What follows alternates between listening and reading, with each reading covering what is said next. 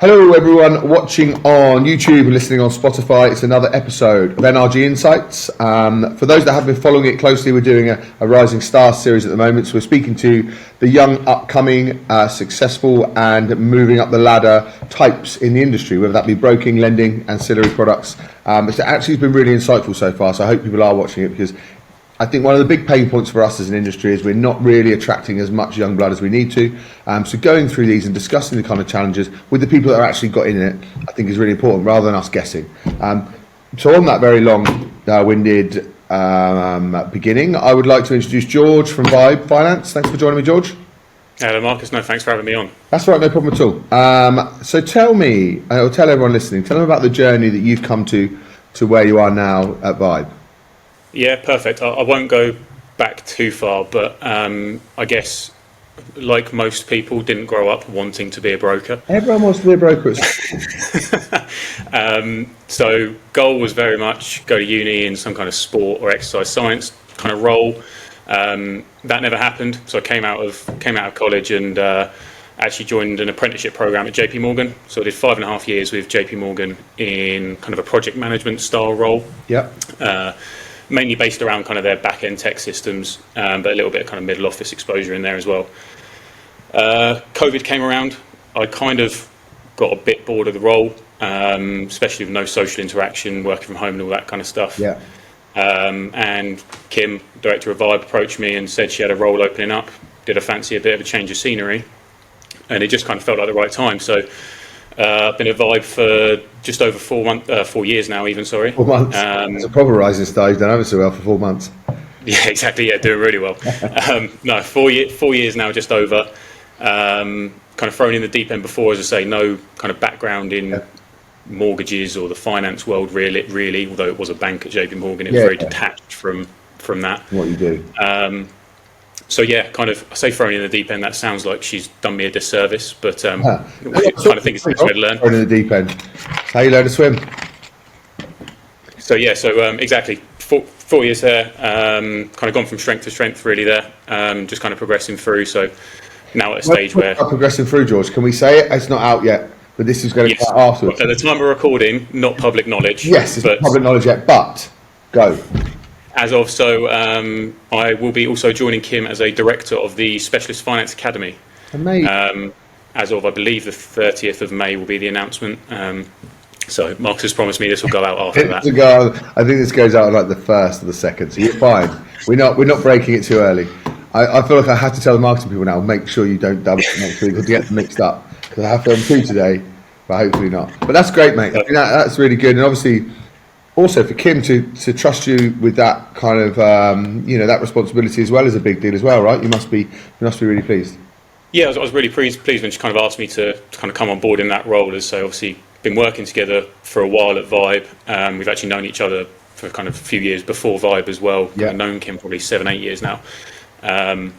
So yeah, really pleased when she asked me to come on board. I mean, the education piece, and maybe we can touch on it a little bit further, but the education piece in the specialist finance world is something that I'm kind of really passionate about. I think it's massively underserved, underutilized, and some of the stuff out there just isn't done particularly well. So hopefully through the Specialist Finance Academy we can kind of buck that trend. And I think there's definitely a need for it, right? Especially and we see this in recruitment, there's a lot of like vanilla resi guys, quite rightly so, wanting to jump into commercial. The market's been hard. We've got to have a look at what other avenues we can do. It's very difficult when we're just, we're banging out money left, right and centre. When a lead is so important now that, you have to utilise every part. I get it. But I also speak to a lot of lenders who are at the thick end of it, that people aren't as knowledgeable now. There's not as many commercial brokers. There's kind of a jack of all trades. So having that, I can see the point in that kind of niche in the market where people just need to know what they're doing. Yeah, definitely. I think, and even more so in the specialist world, how you present a case and kind of work with the lenders up front, kind of even pre-submission. Code and a Zoopla thing and go, what can you do for that? Exactly, yeah. I mean, you hear these horror stories of the inquiries that come in, hasn't even got an address or a purchase price or whatever on it. So it's kind of trying to teach people to do it, but also do it in the right way. Because, as you say, if you do it wrong, it's going to end up with a wrong outcome for you as a broker and ultimately the client as well, which is not good all round. I think it's really important to look at. It's very similar to recruitment in the sense that if your broker represents you wrong, it cocks up the whole deal, and it might be a good deal, right? But if Yeah. you cannot articulate that to a lender, or come back with, to overcome their objections and that kind of thing. But like I said, much the same as recruitment. You might be perfect for something. If someone representing you either doesn't care enough or isn't knowledgeable enough to put the two together, it kills the deal. So, Yeah. and people can pick brokers because they're cheap, or because they've done their residential mortgage or that kind of thing. But commercial's got so many nuances to it. Exactly. I mean, we talk about this a lot to clients, other brokers, just people in the industry in general, about that whole thing. You say, they pick brokers because they're cheap or whatever. I think you should pick your broker on their value, which is totally different to the actual cost and the pound figure associated with it. It is difficult because I'm up against cheap recruiters. I think we're in the same market, right? We're brokers. I'm up against cheap recruiters, and there's only so much value I can show before I've done the job. You can go on reputation and referral and that kind of thing, which we're lucky enough to have it. However, I also know that everyone has a finite amount of money to spend. Of course. So we always come up with that challenge, right? So, I mean, how do you get your head above the parapet when it comes to kind of challenging those cheap brokers who maybe don't have the value or don't have the knowledge that you do? Yeah, absolutely. I mean, some of it, as you say, right, there's going to be deals that inevitably we will lose because of our fee structure that's in place, but that's something that we kind of acknowledged and swallowed when we agreed to put it in place. I think what it does mean is that the deals that we do spend time on, we can spend more quality time on. So less kind of sausage factory approach of just smash it all through and hope for the best. Each case is kind of getting that attention that it deserves, and that client, as you say, I think one of the things that's so great about specialist finance is we can look at that whole big picture. So it doesn't matter if you've got a little bit of commercial, a little bit of resi investment, you want to do some development and some bridging, whatever it may be. Actually, you can speak to me about all of that. It doesn't matter. You don't need to have 3 or 4 different brokers lined up. Nice. But yeah, I think you're right. You need to be able to present that value, and I think the easiest way to do that pre kind of actually doing the job and having to take some money off them is through the knowledge that you can share. So whether that's in kind of creative strategies, maybe giving them a kind of a different way to think about it. Have you thought about doing this? Maybe you might save them more than your fee just in using a different strategy. Even just the technical knowledge of it going through, even the peace of mind of going, look, we have looked at XYZ, this is the best route. It saves you, right? Not everyone is working on price. Not everyone is working on saving a few quid. Actually, if I know the deal can be done and I can go to sleep at night knowing that I've got a good broker, that's worth it, right? That's worth the money. Exactly. We see deals come back, right? So clients will go, sorry, I can't pay that fee now for whatever reason. So we never badmouth anyone for that. Exactly. But I say 3 months later when it comes back and all of a sudden it's a little bit more urgent because it's fallen down with 3 other lenders elsewhere, maybe through a broker that hasn't done specialist before. They should probably sign up to the Specialist Finance Academy, but also vibe with them. Good plug. I should be doing it. But no, it does make sense. And we saw the time. Do you know, I think as I get older, I'm more calm about that now because I feel like everyone's on the same journey, right? You try and do it yourself, doesn't work. You try and go cheap, doesn't work. Then eventually people come to us. So it's just the journey of every customer. And obviously we don't work with everyone, but I do think it's not a personal thing. I understand everyone's journey. Everyone tries themselves, cheap, do it for real. So if someone doesn't get it, or if I can't, I mean, it's my fault, right? I'm accountable. If I can't explain to someone the value of my fee, that's still on me. But at the same time, I don't get rolled up about it just because I want to work with them, because it's just that process that they have to go through. No, exactly. I think you kind of touched on it there, that kind of journey everyone goes through. So when I was dropped in the deep end, say 4 years ago or whatever, there's no existing client base or anything like that. So my role kind of sits, a lot of it is self-generated leads as well. So it's kind of BDM crossed with broker almost. So as a broker, for me, I had this conversation earlier on, and it might be very condescending to people, but brokers generate business.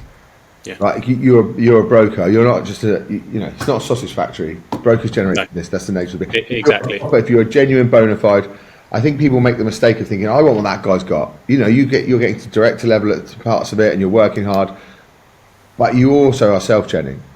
And I was going to, funny enough, I was going to post about it later on. We're talking about 6-figure brokers. Everyone wants to be a 6-figure broker. I don't know any that don't generate business. I don't know, maybe 1 or 2. If you're working at top guys at AH or whatever, but even they still do referral. You want to be a top broker, you have to learn to win business, don't you? Oh, absolutely. I think that's part of the value proposition as well. to be able to demonstrate that you as an individual have that value rather than just the name that's above your door on the office, essentially.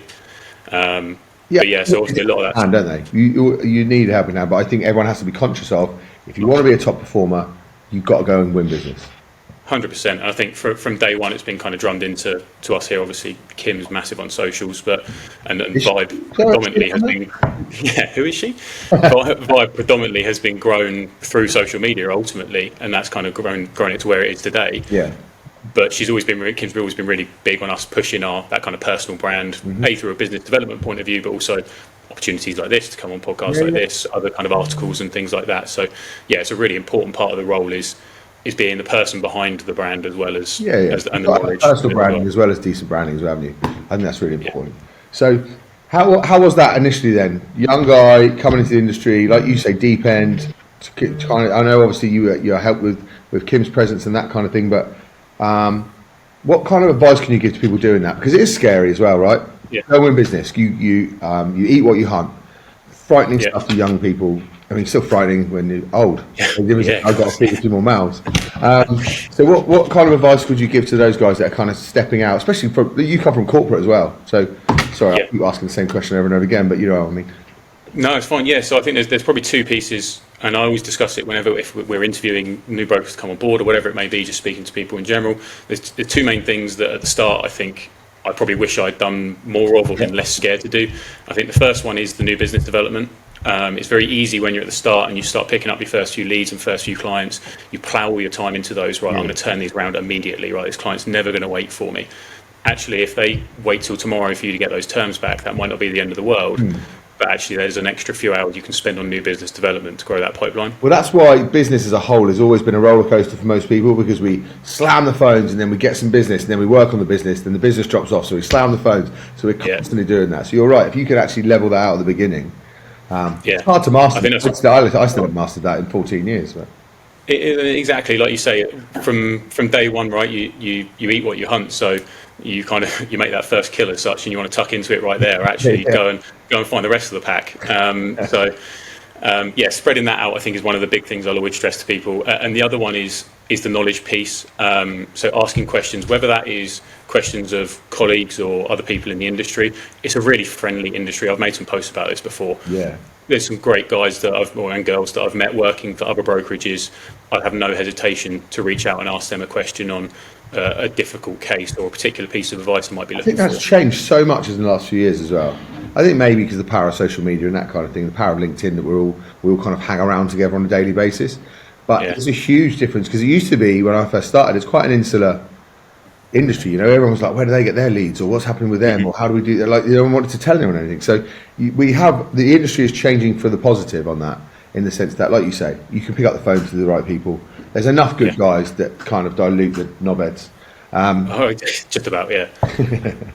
But yeah, you can. Sorry, carry on. You can do. Yeah, sorry. So asking questions. So say whether that's from other people in the industry on kind of actual kind of specific stuff, knowledge within it, but also clients. Like I think we can all be guilty of it. You see a nice deal come across your desk, and you almost hesitate to ask the difficult questions because you're scared it might make the deal go away. Yeah. So I think from day one, just make sure you're getting all of that information in. Ask questions of the clients, ask questions of introducers, ask questions of kind of colleagues and industry friends to build that knowledge up. Because then people how we all do that. You know, like we stick our head in the sand because we think. Yeah. But you know that like glaring that little spider sense in the back of your head is one bit that doesn't work. You know that's the bit that's going to fuck up the deal. But exactly. So like, if I don't ask about it, like it might go away. And it doesn't. You know what I mean? Yeah, and inevitably it'll come out somewhere and the whole deal will fall down and you've wasted loads of time. Yeah. Yeah, but I think we're all guilty of that though. We look and go, that's an awkward one. You know, I think it's going to be all right. If I just don't touch it, it'll be all right. And it doesn't. So you've got to ask, like you said, then you've got to ask the difficult questions, right? Yeah, I think that's probably the two main bits. The third one, potentially, it kind of links into asking the difficult questions, is having the difficult conversations as well. And not email. Yeah, really easy to shy away from it. Pick up the phone. I can't remember who. There's a great quote around kind of swallowing the frog. If you've got to eat two frogs, eat the big one first. Yeah. So just crack on and get that bad news delivered, because otherwise it's going to ruin the rest of your day or week or however long you sit on it for. Yeah. I think invariably, I think people respect you for giving bad news as well. As long as you can find, if you're not just giving bad news and say sorry, it didn't work. You know what I mean? You're either giving a solution or you're trying something else, or it's just not physically going to be. But don't waste any more of your money because it's not going to work. Yeah. Because I've been everywhere. You know, at least that way people respect you for that, right? They'll remember you next time, as opposed to, oh, that guy who dropped me an email. Like, you're done. That's a client lost forever. Yeah, I mean, we're really big on making sure we pick up the phone for good and bad news. Obviously, it's quite easy to do it when there's good news. Love good news. Do it all day. But, yeah, so bad news as well. We've got to pick up the phone. As you say, solutions, not problems. I kind of love that little tagline. Just like if I'm going to phone someone with bad news, I want to be able to ideally give them a way out of it. Sometimes that way out is stop spending money and look elsewhere. Yeah. But that's ideally, the solution for that one, right? This deal does not work. Move on. Yeah. You know, that is also still a solution. It's that when it's the worst one you can give, but it's better. Yeah, of course. But no, yeah. So there's a few bits of advice there that I'd give to anyone new coming into the industry. Nice. And in regards to, again, kind of building, I know social media is important. I actually think it's easier for the next generation to come in and do that because they've grown up with it a bit. You know, for me it was a bit. Well, I don't do it personally. I only do it professionally. And for me it was it's foreign, right? I think it's really awkward and you just you get used to it. But talk to me about the personal branding side of things, because it is uncomfortable at the beginning, right? And I know you're doing it, you're going through that process at the moment. Tell people how they kind of overcome that. I know it's kind of a just do it thing, but what? Yeah, I was going to say it's a really rubbish answer that is just do it. Yeah, it's true. It's true. Like it doesn't. It's really hard because I know like it just comes across a bit shit at the beginning and nobody watches it. But the ones that fail at it are the ones that stop. I don't think I've looked at anyone who does it consistently. I think I don't know what they're talking about. Look, do you know what you're going to have some posts and you look at it and you go, oh well, why has no one seen this? I thought that was an absolute belter, and then another one that's total nonsense that absolutely goes through the roof. You're like, what is? There's no rhyme or reason. You take a picture of like something stupid, and you get 50 or 500,000 impressions or whatever, and then I'll really add some value on something that really makes a difference about like leadership, and no one sees it. I'm like, well, I'll just go back to posting stupid pictures of a dog. Well, exactly, yeah. Dogs and kids do incredibly well on LinkedIn. Bear in mind, none of them are actually on LinkedIn. I said that to my kids. I'm like, I will put you on LinkedIn. I don't care because it generates business. Yeah. They're like, you got to let us know which photos because we look like shit. I said, no, it don't matter. Doesn't matter. that's not your problem, yeah. Exactly, yeah. You're not on LinkedIn. So, traits-wise, personality, not just personality, so characteristics that you think make a kind of a successful broker. If someone's going into it now, what kind of skills do they need to hone, do you think, to really become successful? Okay, yeah. So I think there's a few that spring to mind. So communication, obviously we just touched on that quite a lot. I think you need to be able to communicate well, clearly, so people understand what you're saying. I think within communication, you need to be able to communicate at differing levels. Yeah. It's very easy to sit as a broker and kind of talk in acronyms and industry talk. I like lawyers. Lawyers are really good at making you feel stupid. And actually, no one benefits from that, right? So you can speak to the lawyer, I don't want to say dumb it down, but, you know, speak in layman's terms to me, because I feel like an idiot. And then that's the beauty of sales, isn't it? Is that everyone understands. 100%. I think to be able to, it doesn't matter how complex the actual structure or situation may be, trying to get that across in a way that maybe a client that's never structured a deal that way before can still understand it is crucial. Because if someone doesn't understand something, the chances of them doing it are pretty slim. So yeah, if you can get them to understand it and get comfortable with it. So I think communication's key. I think kind of tenacity, kind of problem solving and tenacity. Just keep going. Exactly. There will be some, I'll say easy cases, not very many of them, but there will be some. In the vast majority of deals are going to take some element of work. Cases at some point, one day. Yeah, I'm still waiting for them 4 years in. One day they'll be there. Yeah. Back to like the original. I mean, to be fair, you've been doing it long enough now. You should probably on the other podcast because you've risen up and you got to that director level now. So you're celebrating the two podcasts. But going back to that kind of coming into the industry, you know, how you felt coming in. What do we need to do, like as an industry, as an older generation, as managers, leaders, whatever? What do we need to do to be attracting more people like yourself in? What do you think would make it easier for us to attract people? I think the support's a big one. So I've been very lucky. We've kind of been able to jump into a really supportive team with Kim and others that were here at the time. So support's massive. I think it can be really daunting, either changing industry completely or moving job, even in the, obviously you'll know this, but moving job even if within the same industry can be daunting as well. So support is big. Vision, right? I don't think you can't take it too lightly. It's you know, it's huge. It's a shift in your whole life pattern. So yeah, so I think the support's a really big one. I think another one is actually it's quite a sexy industry. Like obviously you've got people like me and you involved, which helps. But Yeah, of course, yeah. I mean, it goes without saying, they see this and everyone will want to join. But in all seriousness, it is from the inside, right? And especially commercial, it's cool. yeah, But how do you convey that to the outside? Because unless you're in it, you didn't think this was cool, right? This is not. yeah. It's not the sexiest industry, but it is internally. But externally, I don't think we show it. I think mortgages are boring. But then, Yeah, exactly. Yeah, you say the word mortgage, everyone goes to sleep. But actually, once you start talking about, I think the specialist world is what enables it to be sexy, right? So you can talk about funky structures and things like that. Obviously, be able to simplify them to people that don't understand it from the inside out. But you can talk about different ways of doing deals, and actually, you see that building over there. They managed to turn that into X, Y, Z by doing it this way. And when people can actually physically see it, it becomes a bit more real. They can go, oh, actually, yeah, look, there's that abandoned car wash down the road that I'd love to turn into 14 flats. Yeah, that sounds amazing.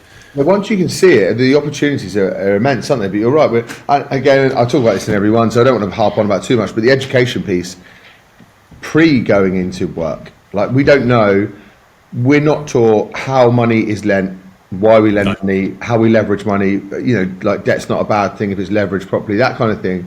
We don't, you know, it's just not taught to us. You've got Martin Lewis on one side telling everyone to save £1 on coffee, and actually no one is learning that how you make money from money or make money from debt. Yeah, look, I mean, everyone wants to make money, right? You show me a single person on earth that says they wouldn't like more money. I actually do this about the game, but you know, I'm more.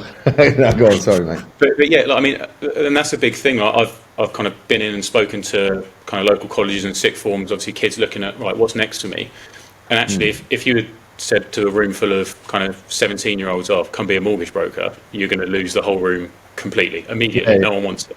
But actually, as you say, there's money in it. There's a kind of tangible piece to it in terms of that you can physically see. It's a low bar to get in. Do you know what I mean? Like we don't have to. It's not like 1,000. You've got to go to uni and have 90 grand worth of debt. Yeah. Yeah. You're right. And the money, I think coming in it for the money is probably very difficult to pay. Yeah. But if you look at it as like the problem solving that you do, I think that's what's cool about commercial as well, by the way. It's just really cool to holistically look at something and go, okay, this doesn't work. But I tell you what, if you shift this around and that one, and you add a unit there and that goes, you know, that is cool, right? Because that is we all, well, I don't know if we all, that's the way my mind works, but love solving problems for other people. 100%. That's our job, right? Across the board. So that's kind of how we need to sell it, isn't it? Rather than like a more... Exactly. It's problem solving. And this is something I kind of speak a lot when we're speaking at events or speaking to clients on the phone. I speak a lot about this.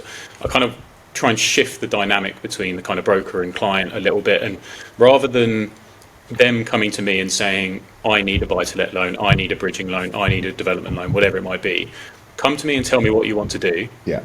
And then I will tell you what the structure is, or advise maybe multiple different structures that could be. Yeah. Maybe it's not purely a bridging loan, maybe there's a bit of buy-to-let in there, a bit of commercial and a bit of bridging or something. Just different ways to kind of put these deals together. So I think, really encourage people to kind of come with a problem rather than what they perceive the solution to be, and let us work the solution. I think they already know, don't they? And actually what you want to do is, I want to make X amount, I've got this much to I've got this much to invest, and I actually want to make 5, 6, 7% on it. You know, that's a completely different problem than I'm looking at this buy to let. Oh, exactly. Yeah, it's such a, I think that kind of holistic big picture view is such a powerful tool to be able to kind of pose back to them. Yeah. Amazing. Good. I'm pretty sure I was just asked this, but I want to do it at the end of every one, and that's purely for a marketing purpose, so I can clip it. So you might have to think of a different answer. But if you give one bit of advice, I definitely have, because I remember saying it. If you give one bit of advice to someone joining the industry now, what would it be that you think? What's the one bit of advice that would enhance their career? Work harder than you think you need to at the start, and it'll make the rest of it a lot easier. Yes. Do you know what? All of the successful people that I see on this, especially this young generation one we're doing, and you won't get it because you're you, but the work hard thing is sometimes lost.